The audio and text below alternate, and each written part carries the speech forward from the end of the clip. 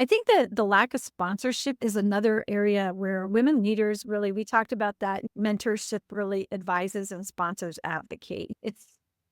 This goes back to that networking thing. So, how do we keep those things connected? Because we get lots of mentoring, I think, as women, people that advise us, but we don't get tons of sponsorship. So, like, who's in the room for us saying, hey, you know what, Susan, she's ready for this opportunity. Let's put her name forward. Who's advocating for us when we're not around? And I think that that's something that even with the power and influence grid, being able to look at who can be my sponsor in these things. And I think that women don't really think about that a lot because sometimes we're not bold enough to ask for it. How are you going to help me advance in my career? And expect our leaders to be able to support us in that way. So think we're there. Everybody talks about the 9 boxes and we're doing it. Well, when your name comes up, who's there advocating for you?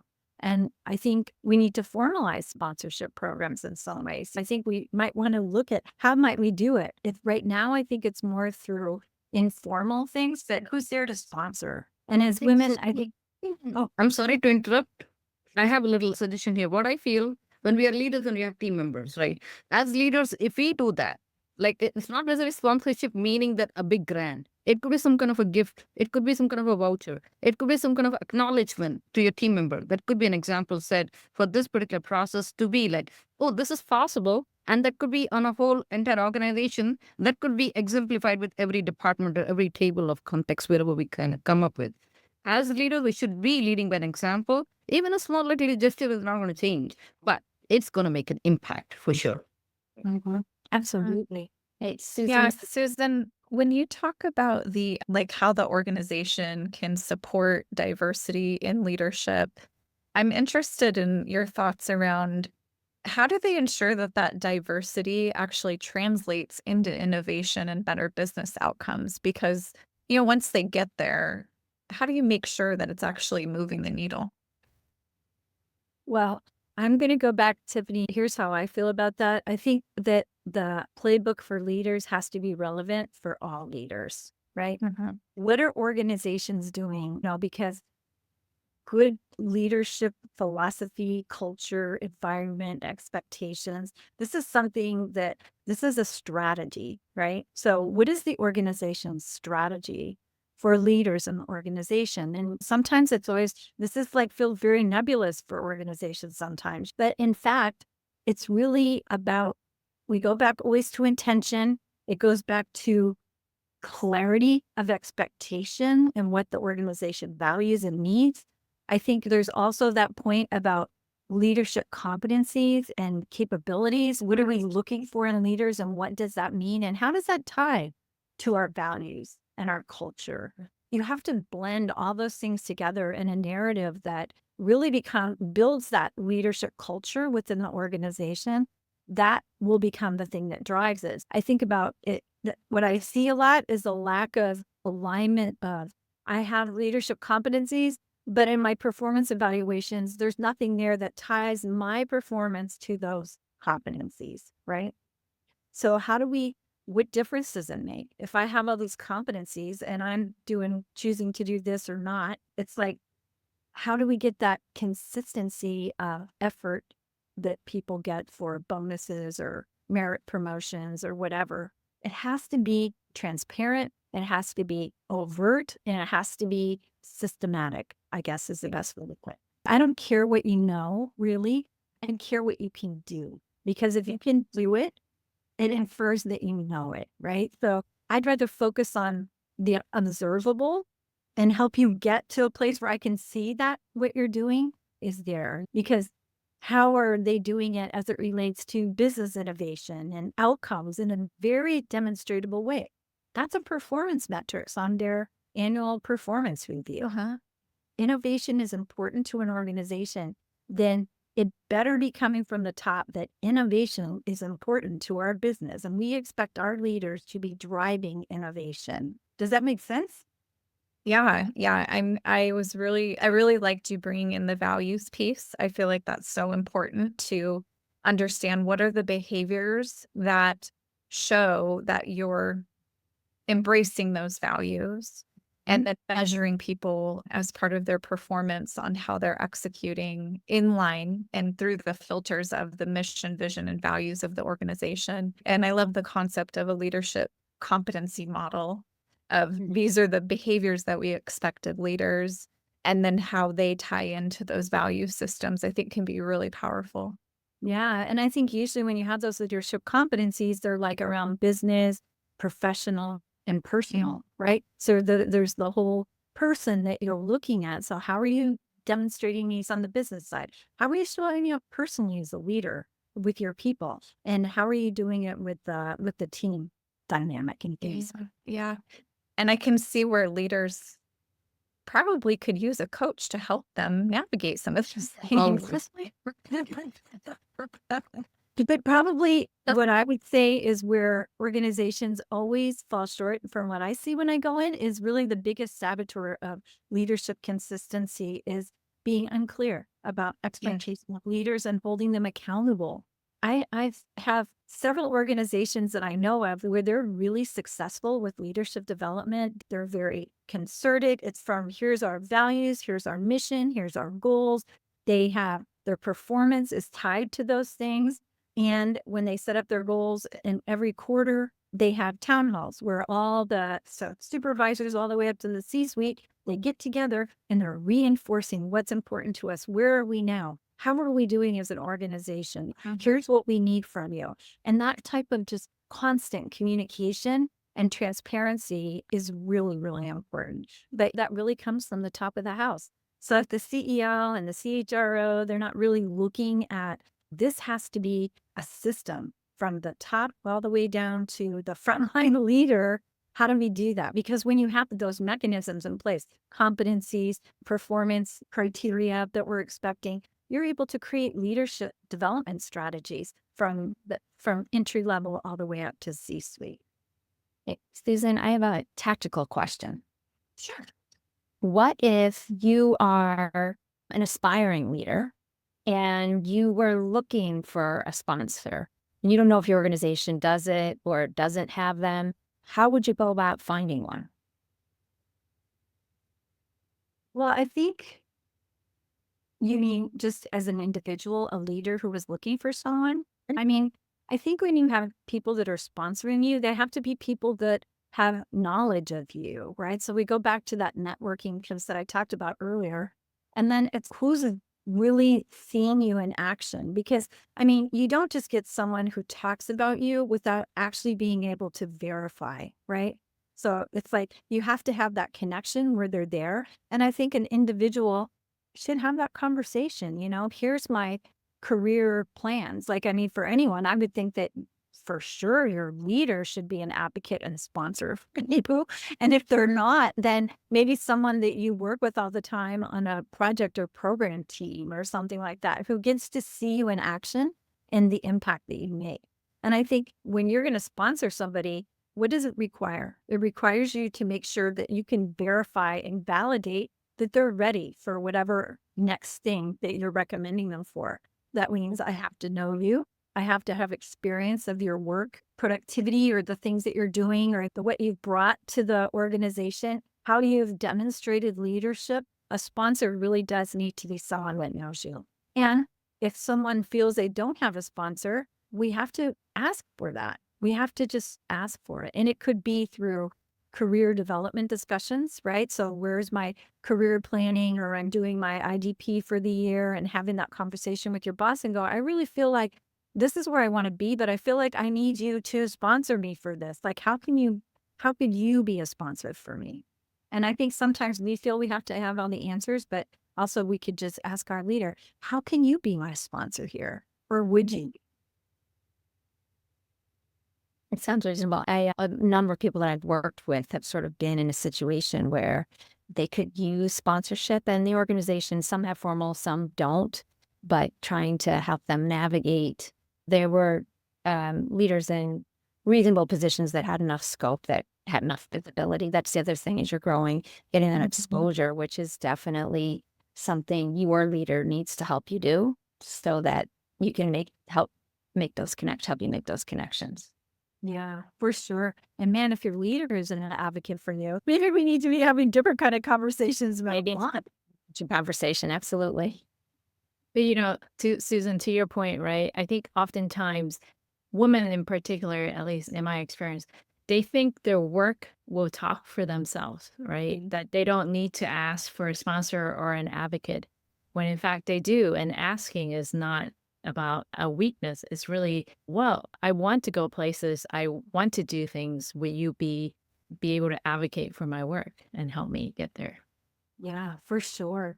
We don't ask. And I don't know, I guess I always wonder why. I mean, some people are, I think it's somehow we don't make it clear that our career development is really like, yes, we own that, but we need our leaders to help us in that process, right? Through advocacy, through sponsorship, through helping us get into programs like the Women in Leadership program is a nomination process in the organization. So the leaders have to nominate their leaders in their organization to be in the program. And then it's like a competitive thing to get into it because we want people to be in it for the long haul, not to just come in because it requires a lot. It requires 4 hours every other week, and there's extra work and things that they have to do. They have to do an organizational project. I mean, it's definitely in a fast-paced working environment. It's a lot of extra that's on there, but it's so invigorating to see how pleased they are with themselves at the end of it when they present their projects to the C-suite. It's just always feel like a proud mother. Yeah, it's actually It's about honoring yourself. Honoring yourself when you have self awareness, when you're aware that you have the potential and skill, and demanding. It's not asking, demand, because your potential, you have the skill, you have the capacity to really do it. If not you, I have many other resources. You need to put down your foot and say, I have this, I can do it, I can make it work.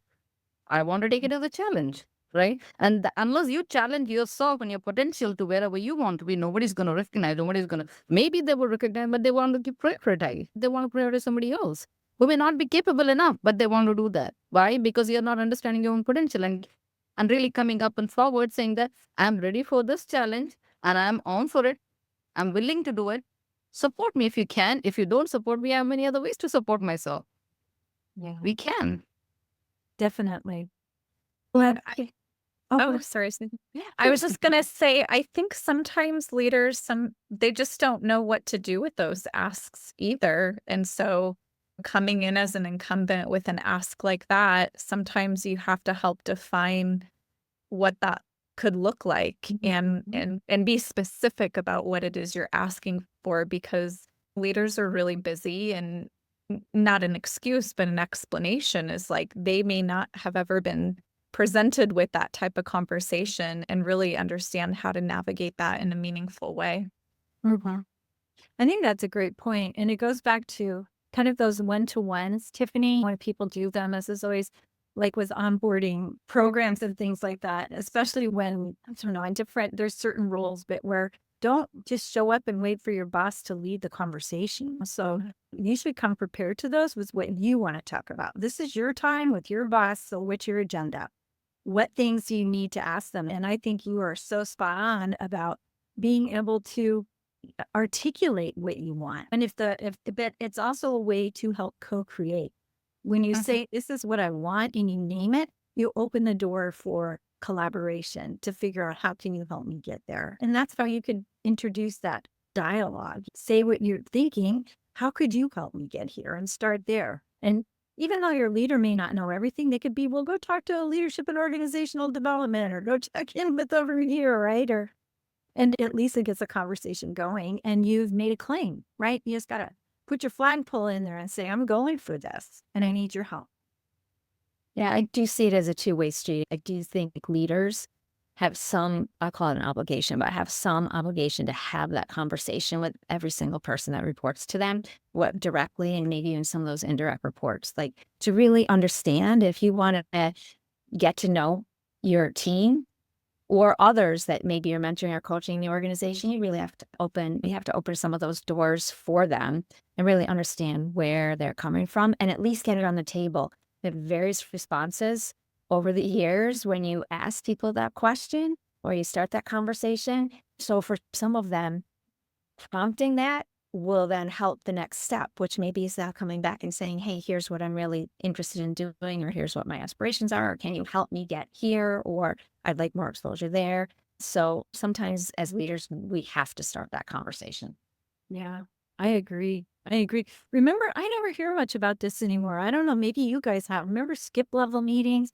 They were really big for a long time.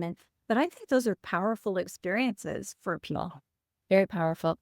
One of my skip level meetings, the person thought they were in trouble. No? They were like, why did you meet with me? Like, hey, look, this is your time. We talk about whatever you want. But if it's too anxiety producing, you don't have to do it at all. But yeah. Yeah, it can be three-way too. Why two-way? There is HR too in the organization which exists. Tap into the HR department as well. Yeah. And I recall those, and I recall being able to participate in them. And I really look forward to it because it's insight. And then just figuring out how do we give leaders opportunity to backfill. If I'm out on vacation, can I take over for you? Can I get that visibility? Those are other ways to be able to create that. But I think for us, it's like, how do we, as women leaders, kind of figure out how to get there? And I think diverse leaders in general face the same challenge for visibility and accessibility for things. Wow. That got longer than I expected tonight. It's not about being loud. It's about being cautious about yourself. How well prepared you are to be a leader. If you're a leader, just step in. Come on, you can do it. You are a woman doesn't mean that you can do it or you don't have the potential. You have to wait for somebody's permission or you have your own voice. That's why we say we have a voice of our own. We have our own mind. We want to really work and make the impact. And that's why we exist. It's not that we are any different from any other gender or whatever. It's about you as an individual. How ready are you? I think that makes a real good sense. If look into yourself, that should be the place to be. What you want to be, how you want to show up, what exactly you can do to make a difference. When you answer the small little questions for yourself, like in a coaching framework, right? Tap in, reflect, mirror, and see where you are. That's what is called as executive presence of your own. I think that's what we need to, as women, we need to know these things. These are our strengths, not weaknesses. Just because we come out loud or we come out strong doesn't mean that we have a big mouth. No, we are trying to say that we are capable. We are willing to take this opportunity. We're ready to move forward along with the team. We are ready to take care of our team as well as ourselves, as well as the mission and the vision of the organization.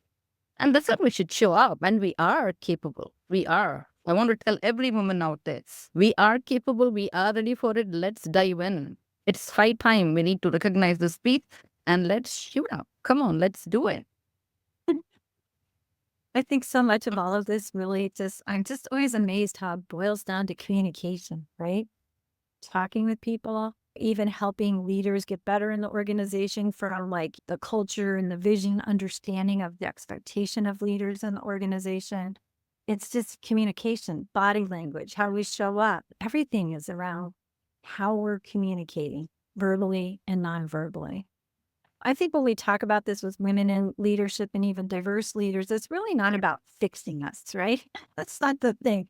It's really like, I think Krista said it great. Stand up, have your voice. So it's about addressing both the individual and it's also about recognizing challenges that we face within the system, if you will, of the organization. Sometimes maybe you're not in the right place and you have to make a different decision. And so these are career choices that we have to make, what we're willing to put up with based on what it is that we'd like to achieve. But at the end of the day, I think building confidence, getting rid of that bias where possible, and learning how to reframe our strategic contributions to the organization, getting that sponsorship and strengthening our networks and influence is really some very powerful ways, several of them that we've talked about today that I wanted to share with you. And I think when we get this right, we don't just advance women, we transform leadership itself. And that's really the opportunity in front of us, don't you think? Definitely. Well, I think that's all I have to say on the topic. Diversity networking doesn't mean that only we could talk about culture, we talk about language, we could talk about different communities and things like that. It exists within you as a human, as a woman, right? Unless you really tap into your own skill set. Like I always tell my clients, you have the hand, five potential, five fingers, different strengths, and that's what it gives you the position to hold something strong.